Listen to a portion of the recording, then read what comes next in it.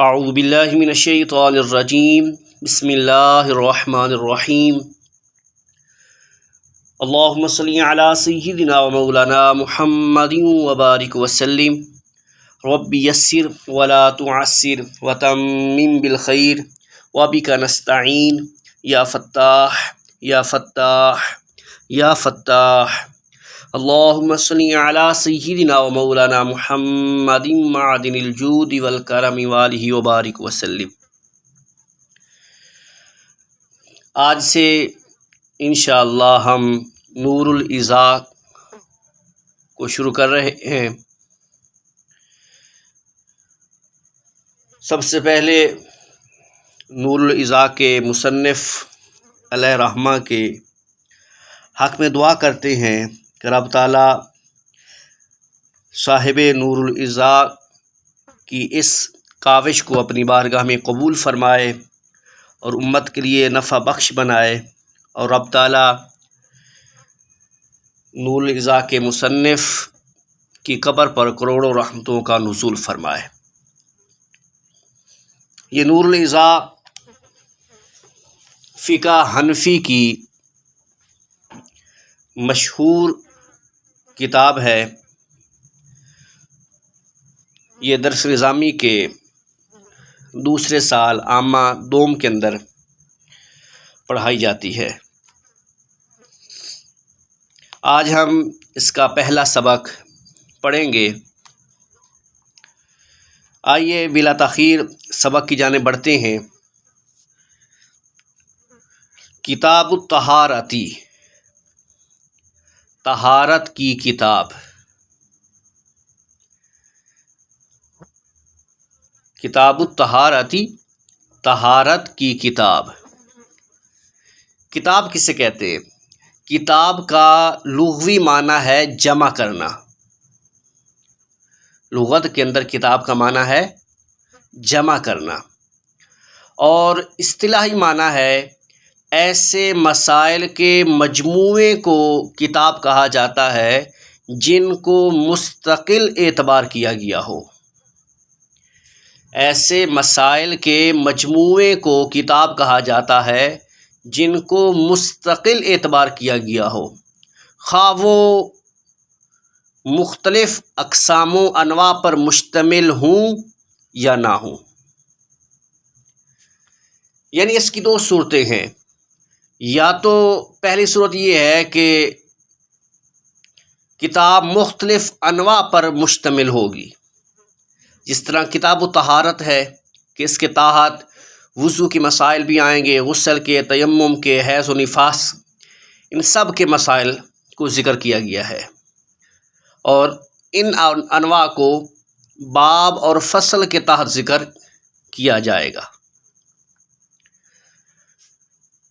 اور دوسری صورت یہ ہے کہ کبھی کتاب مختلف انواع پر مشتمل نہیں ہوتی، جیسے کتاب اللقطہ، کتاب المفقود۔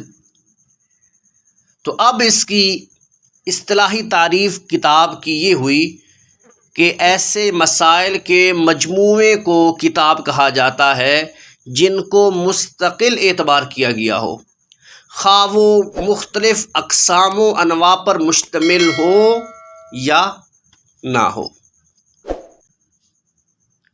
الطہارت، طہارت اگر طا کے فتح کے ساتھ ہو تو یہ مصدر ہے، اس کا معنی ہے پاک ہونا، اور اگر طہارت طا کے کسرہ کے ساتھ ہو یعنی طہارت ہو تو اس کا معنی ہے آلہ طہارت، طہارت حاصل کرنے کا آلہ، جیسے لوٹا وغیرہ۔ اور اگر طہارت طا کے ضمہ کے ساتھ ہو یعنی طہارت ہو تو جو پانی بچ جاتا ہے طہارت حاصل کرنے کے بعد اسے طہارت کہا جاتا ہے۔ کتاب الطہارتی، طہارت کی کتاب، یہ مرکب ناقص ہے۔ کتاب الطہارتی یہ مرکب ہے اور مرکب ناقص ہے۔ مرکب اضافی ناقص ہے. اس سے پہلے ھذا مبتدا نکالنا پڑے گا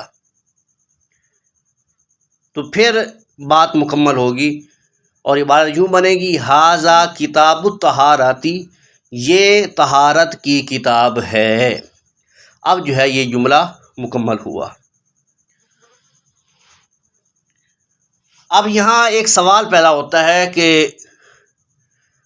مصنف علیہ رحمہ نے طہارت کو مقدم کیوں کیا، یعنی طہارت کے مسائل کو پہلے کیوں بیان کیا، پہلے نماز کے مسائل کو کیوں ذکر نہیں کیا، یا نکاح کے، طلاق کے اور دیگر مسائل کو پہلے کیوں ذکر نہیں کیا، سب سے پہلے طہارت کے مسائل کو کیوں بیان کیا ہے، یہ سوال ہے. جواب سماعت فرمائیے. جواب یہ ہے کہ بندہ مومن دو قسم کے افعال کا مکلف بنایا گیا ہے.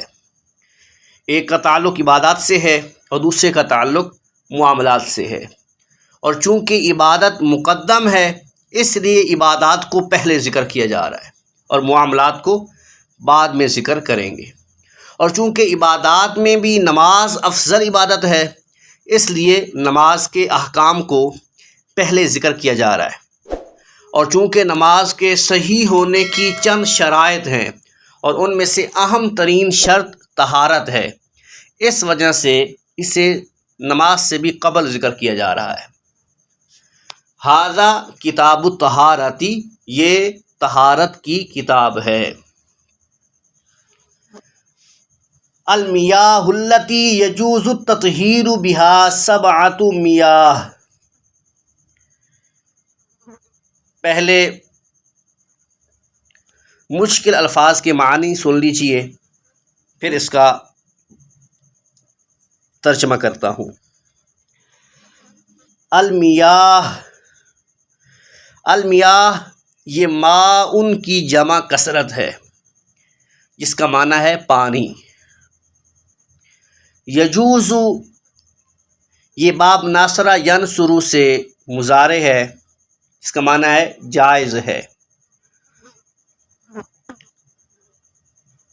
تطہیر، تطہیر اس کا معنی ہے پاک کرنا، یہ باب تفعیل کا مصدر ہے.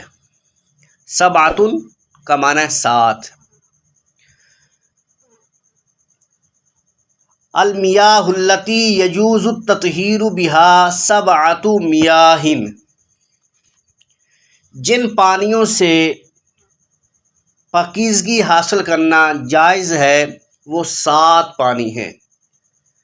المیاہ التی یجوز التطہیر بہا سبعۃ میاہ، جن پانیوں سے پاکیزگی حاصل کرنا جائز ہے وہ 7 پانی ہیں.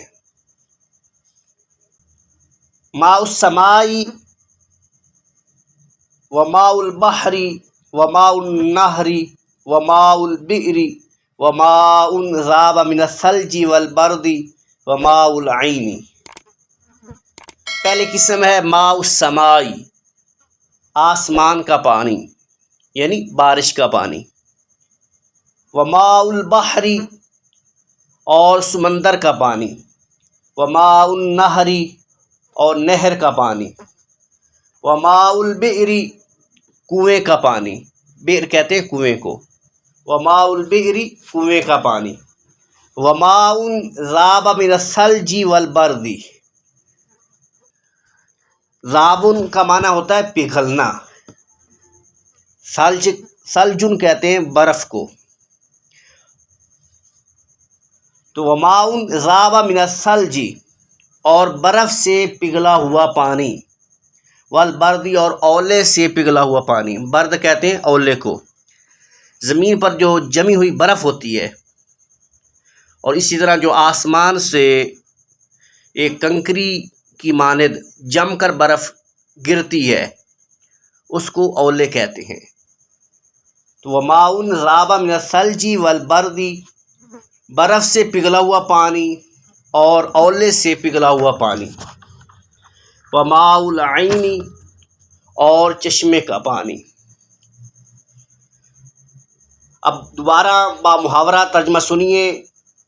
7 پانیوں سے پاکیزگی حاصل کرنا جائز ہے، یعنی صحیح ہے۔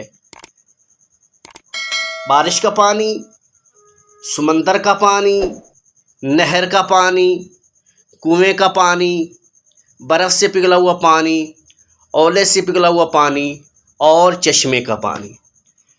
تو یہ 7 پانی ہیں جن سے پاکیزگی حاصل کرنا جائز ہے، یعنی صحیح ہے۔ آج اتنا ہی سبق کافی ہے، کل انشاءاللہ اس سے اگلا سبق پڑھیں گے۔